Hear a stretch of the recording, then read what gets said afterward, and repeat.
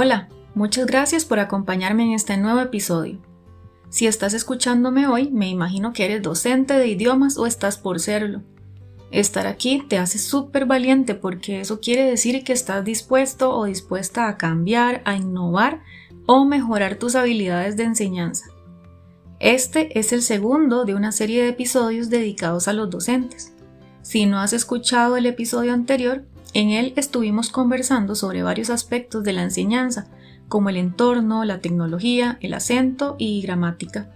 Hoy nos vamos a concentrar en aspectos interpersonales y del clima de la clase. Nuevamente agradezco al profesor Brian, quien nos ha enviado un montón de ideas para este episodio y que he tratado de resumir de la manera más acertada. Por cierto, les adelanto que tendremos una tercera parte. Damos inicio. Parece obvio, pero es sumamente importante llamar a los y las estudiantes por su nombre o incluso el nombre que les gusta. Sé que a veces es difícil, especialmente cuando el grupo es grande. Normalmente en los cursos de idiomas vamos a estar compartiendo con nuestros estudiantes al menos un par de meses, de manera que lo mínimo que podemos hacer es aprendernos sus nombres. Eso de usted, el de la camisa azul, ¿por qué levantó la mano? No. En definitiva, esta práctica afecta negativamente nuestra relación con el estudiantado y de cierto modo demuestra desinterés por la persona. Inclusive podemos usar otras versiones de sus nombres si a ellos les gusta y obviamente es respetuoso. Por ejemplo, si a Catherine le gusta que le digan Katy, ¿por qué no hacerlo? Tal vez esta chica tiene la sensación de que cuando le dicen Catherine la están regañando o llamando la atención como si la estuviera llamando su mamá. Esta segunda recomendación me encanta y soy testigo de que el profesor Brian lo aplica todos los días y tiene que ver con la distribución del aula. Debemos ofrecer algo diferente en nuestras clases y aquí me refiero específicamente a clases presenciales.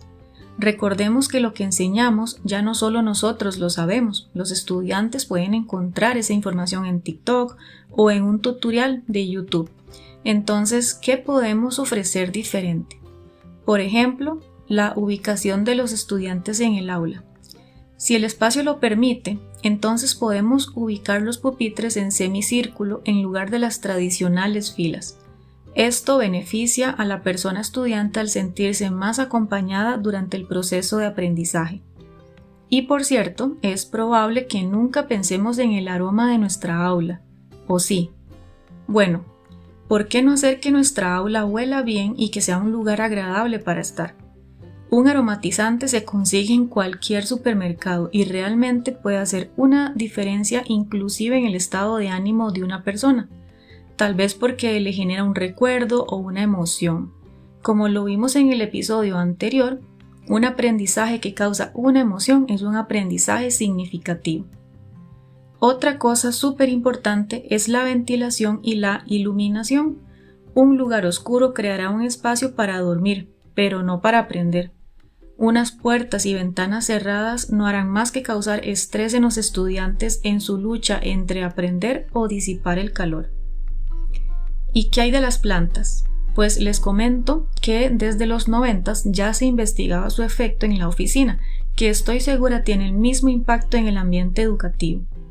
De hecho, se ha investigado su efecto psicológico sobre las personas y se ha visto que en las oficinas que tienen plantas, las personas sienten menos estrés, además de que se recuperan más rápidamente del estrés en comparación con las personas que pasan el tiempo en oficinas que no tienen plantas.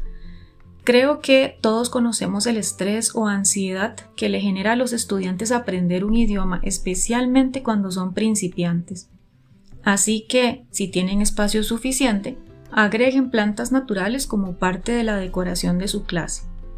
Y por cierto, se ha visto también que la presencia de plantas aumenta la productividad. Voy con otro punto. ¿Qué tanto conoces a tus estudiantes? ¿Son extrovertidos? ¿Les gusta trabajar en grupo o solos? ¿Prefieren las tareas o hacer todo en clase? Bueno, estos son aspectos por considerar al planificar la clase y las diferentes actividades. Si la mayoría de nuestro grupo es introvertido, tal vez no sea lo mejor hacer exposiciones todos los días, porque eso les podría generar ansiedad. Podríamos iniciar planificando conversaciones entre 2 personas, luego pasamos a 3 y así sucesivamente hasta que se sientan más cómodos hablando frente al resto del grupo.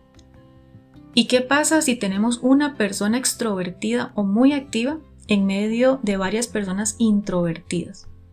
Podemos nombrarla ayudante o asistente de clase.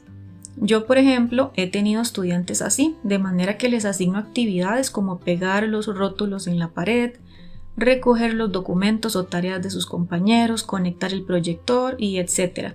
De esta manera se mantienen activos e interesados en la clase. Ahora bien, recordemos que no lo sabemos todo ni tenemos por qué saberlo y tampoco todos los grupos de estudiantes son iguales. Así que démonos el permiso y el espacio para escuchar a los estudiantes y que ellos nos digan qué les gusta hacer, que den propuestas y estoy segura de que si aplicamos en clase algo de lo que ellos nos recomendaron, se van a sentir escuchados y agradecidos, por lo que probablemente nos den más ideas para trabajar en clase. Por otra parte, es necesario también que los y las estudiantes tengan espacios para su autorreflexión constructiva, donde se vuelvan conscientes de sus logros y de lo que deben mejorar. En este sentido, el uso de autoevaluaciones podría ser útil para que ellos mismos logren identificar estos aspectos. La siguiente recomendación tiene que ver con la empatía. Si sucedió algo con el grupo o una persona en específico, tal vez sea necesario detener la clase, conversar lo sucedido o escuchar a la persona.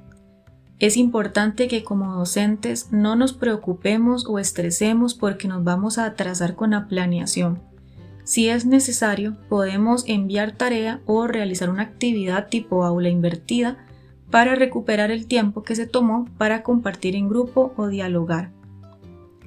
Y es que compartir en grupo ayuda a desarrollar habilidades como la escucha, la empatía, el respeto, y esto se puede llevar a cabo incluso con actividades como compartir un desayuno, ver un cortometraje o celebrar un cumpleaños.